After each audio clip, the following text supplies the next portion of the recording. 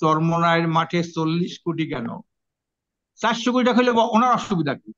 এখানে হিসাব নিকাশ কে কয় টাকা জমা দেয় এটা লিখিত প্রতি বছর একটা বই হয়। 40 কোটি কেন? আরো তো কত কোটি টাকা ওঠে, 40 কোটি মাত্র। আমরা টাকার রাজনীতি করি না, আমাদের কোনো ব্যাংক ব্যালেন্সও নাই ওইভাবে, আর টাকার কোনো অভাবও নাই। আমরা যদি মনে করি আমাদের 1 কোটি টাকা এখন খরচ দরকার আছে, আমরা জনগণের কাছে বললেই, নেতা কর্মীদের বললেই সেই 1 কোটি টাকা কালেকশন হয়ে যায়। দেন একটা গণভোট, দেখেন যে অবস্থা। মানুষ এই আগের নির্বাচন চায় না, এই বস্তা বস্তা নির্বাচন, আবর্জনা স্তূপ পরিবেষ্টিত এই নির্বাচন এই দেশের মানুষ চায় না। দেশের মধ্যে বাংলাদেশের রাজনীতিটা আমরা পেয়েছি পাশ্চাত্য ব্রিটিশদের কাছ থেকে। যে ব্রিটিশরা 200 বছর আমাদেরকে শাসনের নামে শোষণ করেছে, রাষ্ট্রের সম্পদ তারা লুণ্ঠন করেছে, এবং এই দেশের মানুষের উপরে পশুর মতো তারা আচরণ করেছে। হুম। নির্মম ভাবে পুলিশের মাধ্যমে, পুলিশ আইনের মাধ্যমে মানুষকে আহ, একটা নির্মম কারাগারে নিক্ষেপ করেছিল যে ব্রিটিশরা। সেই ব্রিটিশ থেকেই কিন্তু আমরা রাজনীতি পেয়েছি। আজকের ব্রিটিশের বাইরে যারা আছে, ব্রিটিশ এই কলোনিজমের বাইরে, তারা কিন্তু পিয়ার পদ্ধতি নির্বাচন করে। আর ব্রিটিশ কলোনির মধ্যে যারা ছিল, যেমন আমেরিকা, কানাডা, অস্ট্রেলিয়া কমনওয়েলথ এবং এই কান্ট্রি আর ভারতবর্ষ, কি। এই হুম। ধরনের এই ধরনের রাষ্ট্রগুলি কিন্তু আপনার এই আসন ভিত্তিক এফপিটিপি, এই যে পদ্ধতির নির্বাচনটা তারা চায়। আপনারা জানেন ব্রিটিশের রাজনীতি দুঃসহ দুর্ভোগের রাজনীতি। আজকের ব্রিটিশের মধ্যে 50 বছর আগেও তো ব্রিটিশে শ্রমিকের কি কালো মানুষের ভোটাধিকার ছিল না, মহিলাদের ভোটাধিকার ছিল না। হুম। আজকের এই ব্রিটিশের রাজনীতি টু পার্টি সিস্টেম তারা সৃষ্টি করে। এখানে যারা ক্ষমতায় যায় তারা রাজা হিসাবে, লর্ড হিসেবে পরিগণিত হয়। হুম। এজন্যে দীর্ঘদিন আমাদের দেশ স্বাধীন হয়েছে প্রায় 54 বছর। এই 54 বছরের মধ্যে যতবার নির্বাচন হয়েছে, কোন একটা নির্বাচনেই জনগণের জনমতের স্বতঃস্ফূর্ত কোন শতবাদ প্রতিফলিত হয় না। হুম। আজকের আপনি দেখেন বর্তমান নির্বাচনের মধ্যে যে কত রকমের যে ষড়যন্ত্র, পেশি হুম। শক্তি দৌরাত্ম্য। আপনি ভোট পেলেন 5 জন প্রার্থী, আপনি একজনে পেলেন 21%, দুইজনে 20%, একজনে 21%, এইবার একজন 18%, এইভাবে ভোট পেলেন আপনি। এখানে দেখা গেল যিনি 21% ভোট পাইলেন উনি পার্লামেন্ট মেম্বার হয়ে গেলেন।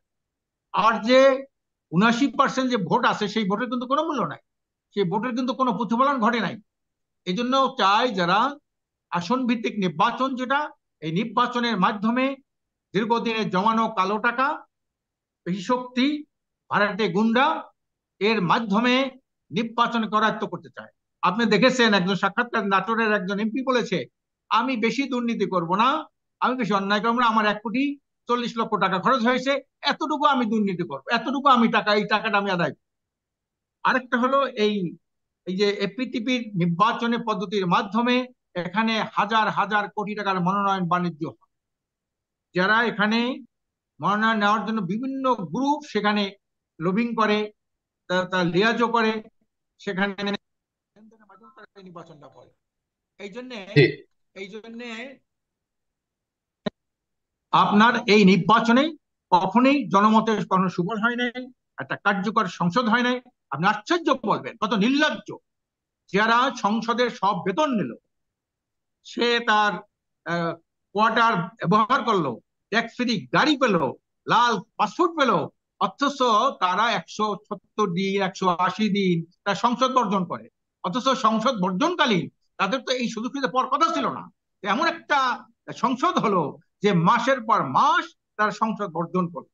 কাজে এই যে রাজনীতির নামে, নির্বাচনের নামে, ক্ষমতায় যাওয়ার নামে, যেটা আওয়ামী লীগ করেছে সংসদ বর্জন, সেটা বিএনপি করেছে সংসদ বর্জন, অথচ সব দুই দলেই কিন্তু সেই সংসদের সকল সুযোগ সুবিধা তারা বহন করেছে।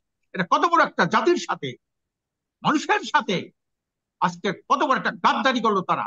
আজকে আপনারা সংসদ বর্জন করলেন, কিন্তু সেখানে বেতন দিলেন কেন? সেই বাসভবন ব্যবহার করলেন কেন?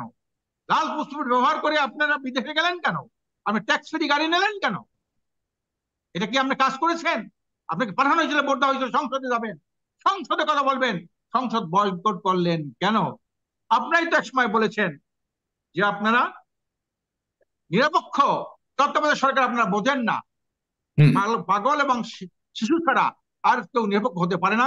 আপনি এই সংসদ বর্জন করলেন, এই তত্ত্বাবধায়ক সরকার বর্জন করলেন, এরপরে আপনি এককভাবে একটা নির্বাচন করলেন, কেউ নির্বাচনে গেল না, আপনি এককভাবে একটা নির্বাচনে গেলেন, সেই নির্বাচনটা 15-3 মাস স্থায়িত্ব হলো, তারপরে আপনি আরেকটা তত্ত্বাবধায়ক সরকার নির্বাচন দিলেন। আজকের এই যে একটা জাতির সাথে একটা মশকারা, আমি মনে করি এই ক্ষমতাসীন যারা এই ধরনের নির্বাচনে ক্ষমতায় যায়, তারা নিজের আখের গুছানোর জন্য ব্যস্ত থাকে। এই দেশ সবচেয়ে দুর্নীতিবাজ, সবচেয়ে বড় দুর্নীতিবাজ রাজনীতিবিদরা। আপনি আশ্চর্য হয়ে যাবেন, আপনি একটা পাইলট প্রজেক্ট করেন, একটা থানাকে আপনি পাইলট হিসাবে গ্রহণ করেন, সেখানে দেখবেন যে দলরা যখন ক্ষমতায় ছিল সেই দলের নেতা কর্মী, এমপি, উপজেলা চেয়ারম্যান থেকে শুরু করে তাদের জনপ্রতিনিধিরা সবচেয়ে বেশি 90 থেকে 95% দুর্নীতি করেছে। এই হলো দুর্নীতির একটা মহামক্ষম। তারা টাকা খরচ করে তারা এমপি হয়, উপজেলা চেয়ারম্যান হয়, সেই টাকাগুলো তাদের উঠাইতে হবে। এই জন্যে এই নির্বাচনটা যে হাজার হাজার ছেলে জীবন দিয়েছে, হাজার হাজার মানুষ বন্ধুত্ব বরণ করেছে একটা সংস্কারের জন্য। এই গতানুগতিক নির্বাচন 54 বছরের মধ্যে যে নির্বাচন হয়েছে, এই নির্বাচনের মাধ্যমে যে জাতি মানবতার কোনো কল্যাণ হতে পারে না, একটা কার্যকর সংসদ হতে পারে না, সংসদে অন্তর্ভুক্তিমূলকতা বৃদ্ধি পেতে পারে না, এই সংসদ একটি কি বলে দুর্নীতি দুঃশাসন মুক্ত একটা সংসদ হতে পারে না। এই জন্যে এই দেশের অধিকাংশ মানুষ, আপনি যখন গণভোট দিয়ে দেখেন কত পার্সেন্ট মানুষ পিয়ারের পক্ষে আছে, দেন একটা গণভোট দেখেন যে অবস্থা। মানুষ এই আগের নির্বাচন চায় না, এই বস্তা বস্তা নির্বাচন, আবর্জনা স্তূপ পরিবেষ্টিত এই নির্বাচন এই দেশের মানুষ চায় না। আজকে গতকালকে যেমন স্বরাজ্য উদ্যানে একটা পিয়ারের দাবিতে একটা মহাসমাবেশ হয়েছে, সেখানে কিন্তু প্রতিনিধিশীল দেশ দলগুলি সেখানে উপস্থিত হয়েছে।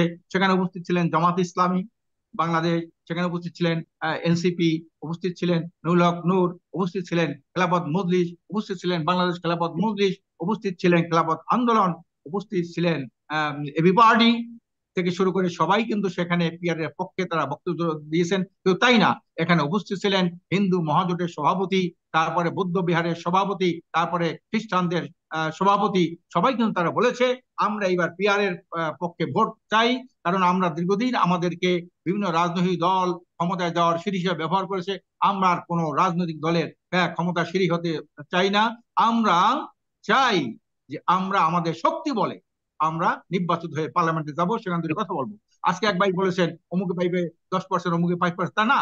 আজকের মুসলিম, এই দেশে মুসলিম হলো 92 ভাগ, 8 ভাগ হইলো হিন্দু, বৌদ্ধ, খ্রিস্টান, নৃগোষ্ঠী, সব 8 ভাগ। 8 ভাগের মধ্যে বোস্ট কাস্ট হয় মিনিমাম 5 ভাগ, 5 থেকে 6 ভাগ। তা এতে কত পার্সেন্ট, সব মিলেই তো 15-20টা আসন তারা পায় না।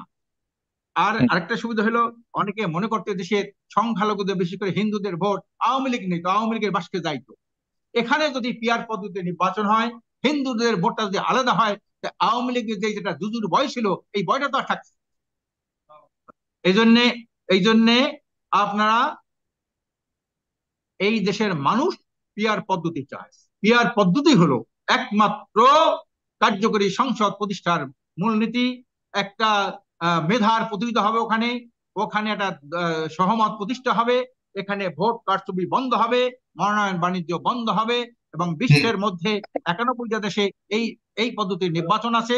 আপনি তাদেরকে জরিপ করে দেখেন, দু একটা রাষ্ট্র ছাড়া, সেটা হলো উচ্ছৃঙ্খল বিশৃঙ্খল যেমন শ্রীলঙ্কা, নেপাল ছাড়া, আর মানে অধিকাংশ আপনি দেশের রাজনৈতিক আপনি স্থিতিশীলতা পুরোপুরি ভাবে এবং সেখানে পুরোপুরি ভাবে শাসন ব্যবস্থা আমাদের চেয়ে অনেক অনেক গুণ উন্নত। আপনি পুরোপুরি ভাবে ব্রিটিশ পদ্ধতিটাকে পরিবর্তন করে একটা নতুন পদ্ধতি যেতে চান, যাতে জনগণের ভোটের যে ভোট দেওয়ার যে উদ্দেশ্য সেটির শতভাগ বহিঃপ্রকাশ প্রতিফলন ঘটে। ঘটবে, সে জি, শতভাগ প্রতিফলন জি, ঘটবে ভোটে। আপনাদের এখানে দলের প্রতি একবার ভোট নষ্ট আপনাদের হবে না। দলের প্রতি আরেকটা অভিযোগ ছিল, সেই ব্যাপারে কিছু বলবেন কিনা, আমি এরপরে যেতে চাই যে ব্যারিস্টার স্যারের কাছে। চরমোনাই মাহফিলে একটা শোনেন, এটা উড়ের মধ্যে দূরের বাদ্য, হ্যাঁ কিসে? উড়ের মধ্যে দূরের বাদ্য, রাজনৈতিকগত সংকট উনি বাদ দিয়া মাহফিলে কত টাকা হয়, কত টাকা ওঠে, আপনার কথা শোনা যাচ্ছে না। এইটার উপরে, এইটার উপরে, এইটার উপরে আপনার কথা শোনা যাচ্ছে না। বক্তব্য। এইটা তো শোনেন, এইটা হলো একটা আপনার পার্সোনাল কথা বক্তব্য। শোনা যাচ্ছে না, কোনো ফোন এসছে মনে হয়, ফোনটা কেটে দিন। হ্যাঁ, হ্যাঁ, একটু কথা বললেন, কথা বলি তো। হ্যাঁ, কথা ক্লিয়ার না। জি, আপনার কোনো কল এসছে মনে হয়, সে কলটা কেটে দিন। ব্যারিস্টার আশরাফ আলী, সরি, জনাব আশরাফ আলী, এখন আপনার শুনতে পাচ্ছি না এখন। আপনাদের বিরুদ্ধে বলুন বা আপনাদের ব্যাপারে একটা আম, অভিযোগ বলুন, একটা ধারণা বলুন, এরকম একটা ধারণা আছে। আপনাকে দেখা যাচ্ছে না জনাব আশরাফ আলী, এখন দেখা যাচ্ছে না, শোনা যাচ্ছে না, কোনোটাই হচ্ছে না। হ্যাঁ, জি, এখন এখন এখন দেখা যাচ্ছে, জি, বলুন বলুন। জি, যেটা যেটা হলো ভাই, চরমোনাইয়ের মাঠে 40 কোটি কেন? 400 কোটি টাকা হলে ওনার অসুবিধা কি? এখানে হিসাব নিকাশ কে কয় টাকা জমা দেয়, এটা লিখিত প্রতি বছর একটা বই হয়। সেই বইটা আবার মাহফিলে ঘোষণা করা হয়। হ্যাঁ, আপনার সেটা আবার করা হয়।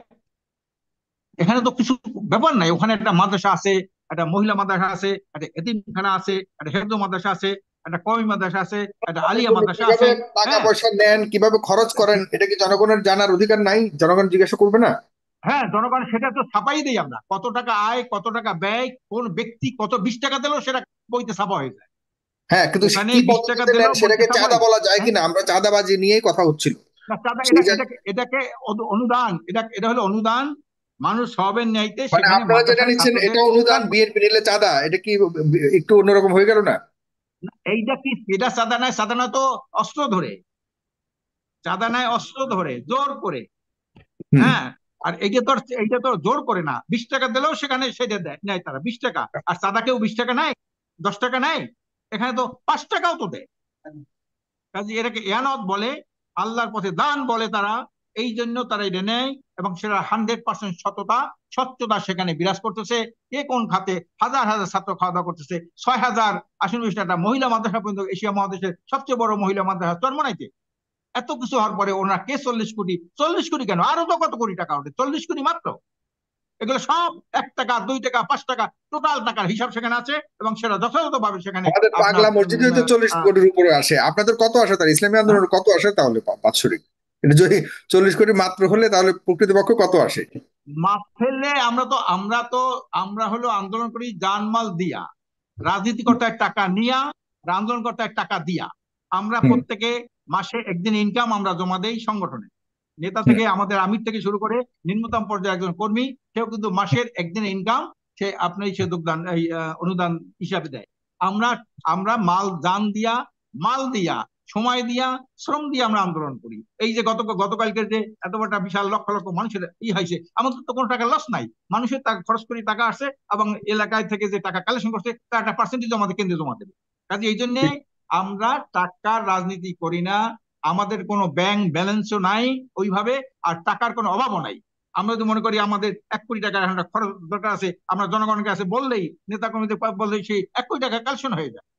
কাজে এই জন্য অন্য রাজনীতি, অন্য দলের রাজনীতি আর আমাদের রাজনীতি সম্পূর্ণ ভিন্ন প্রকৃতির রাজনীতি। এটা বলতে হবে। আমরা এই যে লক্ষ ধন্যবাদ লক্ষ মানুষ আপনাকে, আপনি আসলো, খুব আমরা তো চমৎকার ভাবে খাওয়ান বলেছেন। দিলাম না, এক কাপ জনাব, চা খাওয়াইলাম না, গাড়ি ভাড়া দিলাম না, কিছুই তো করলাম না। তারা নিজের স্বতঃস্ফূর্ত ভাবে নিজের খাওয়া পড়া করে এই জনসভায় চলে আসলেন, তারা এই খুব মহাসমাজে চলে আসলেন। সুশৃঙ্খল ভাবে কাজে আপনাদের এই অনুষ্ঠান জন্য হয়েছে, ভাই, আমরা দেখেছি এই কারণে জিজ্ঞাসা করা, আপনারা এত চমৎকার ভাবে অনুষ্ঠান করেছেন, এর পেছনের আসলে আর্থিক যোগান কে দিয়েছে আপনি স্পষ্ট করে বলেছেন।